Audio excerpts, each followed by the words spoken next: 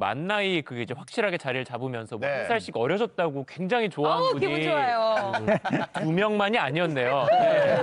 근데 사실 중요한 거는 오늘 여기서 말씀드리고 싶은 거는 뭐 만 나이도 아니고요. 뭐 관절 나이 한번 챙겨보는 건 어떨까 해서 한번 준비를 해봤습니다. 네. 자, 관절 회춘 비책입니다. 바로 네. 관절 나이를 늦추는 MZ세대의 신조어입니다. 어렵겠다. 네. 나이만 어려진 게 아니라 마음까지 같이 어려져야 돼. 그럼요. 불안한데요. 자, 첫 번째입니다. 바로 뭐야? 배지런하다. 애지런하다. 아. 알지? 뭐야? 무슨 말이에요? 부지런하면 아니, 뭐. 먹는 거에 부지런하다. 있어서는 엄청 그치. 부지런 부지런하다. 사람을 그러네. 돼지에 돼지런하다. 비유해서 아. 돼지런하다라고 하는 거예요. 다른 건 게으른데 먹는 것만 부지런해요. 아, 그 얘기예요. 안 좋은 거네. 부지런한 사람. 뭔가 예. 방금 잘 말씀해 주셨는데 부지런함의 방향을 살짝 틀면요. 관절 건강을 지킬 수가 있습니다.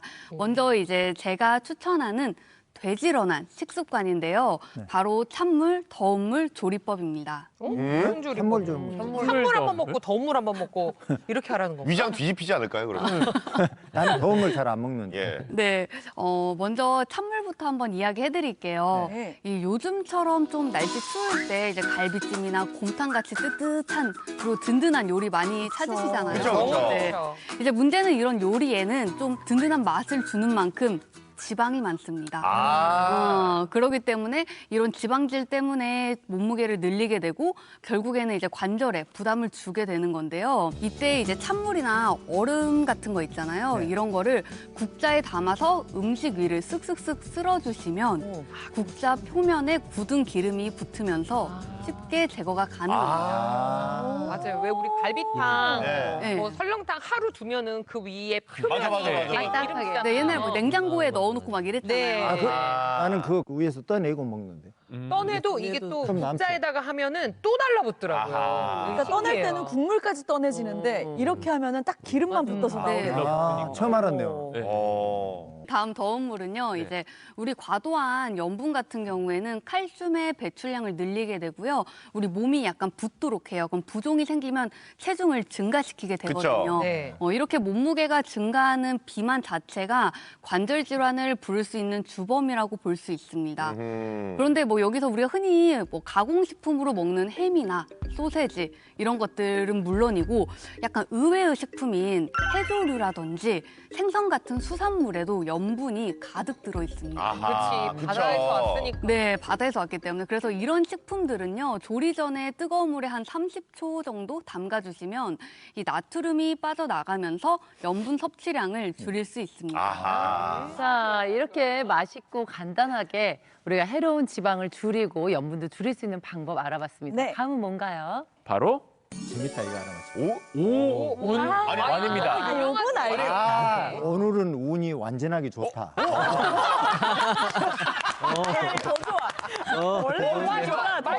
맞아요? 오는 그거 아니에요. 뭐야? 오늘 운동 완료. 아, 진짜? 오늘 운동 완료. 맞아. 운동 나 사진 처음 들어요. 끝에는 항상 이렇게 네. 예쁜 몸매와 함께. 이거 완료. 완료.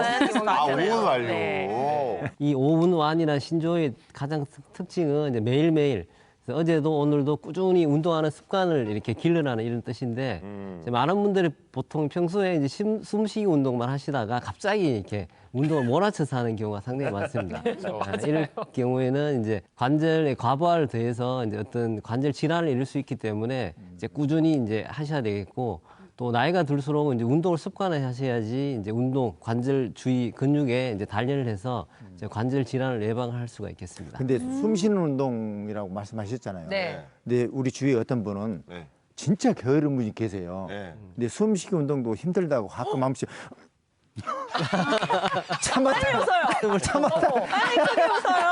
운동 되는데요? 그래서 이제 중장년분들을 위해서 이제 운동량 체크법을 제가 잠시 알려드리겠습니다. 그래서 권장하는 운동량은 이제 하루에 1시간 정도 해서 한 5일 정도, 주 5일 정도를 사실 권장을 합니다. 그래서 가장 좋은데 1시간 정도 운동을 하시면 한 10분 정도는 이제 스트레칭으로 해서 몸을 좀 푸시고 한 30분은 이제 유산소 운동 하시고 20분 정도는 근력 운동이 딱 적당할 것 같습니다. 그래서 이 중에서 유산소 운동이 상당히 중요한데 유산소 운동은 이제 걷기라든지 이제 빨리 걷기 네. 또 뛰기가 있잖아요. 그죠? 네. 그래서 이제 중장년층은 이제 빨리 걷기가 가장 좋습니다. 관절에 이제 유산소 운동, 심폐 기능도 좋아지고 그래서 빨리 걷기는 우리가 심박수로 측정할 수 있는데 네.